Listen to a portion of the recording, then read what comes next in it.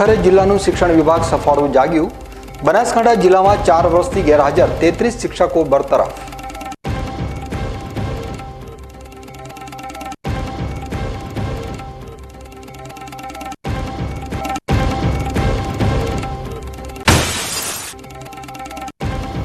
અમીરગઢ તાલુકાના વિરમપુર ગામમાં આવેલ પ્રમુખ વિદ્યાલય શાળામાં શ્રાવણ માસ દરમિયાન બાળકો માટે નવી પહેલ.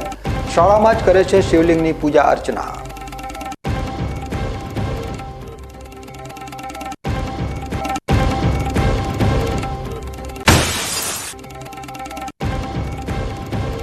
ડીસાના જોખમનગર વિસ્તારમાં પાર્લર ચલાવતા દિવ્યાંગ વૃદ્ધ ઉપર હુમલો.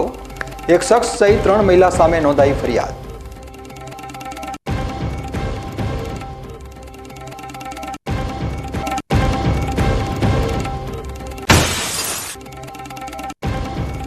થરાદના પ્રગતિનગરમાં ભૂગર્ભ ગટરના ગંદાતા પાણી ઉભરાયા. વારંવાર રજૂઆતો છતાં તંત્ર મૌન.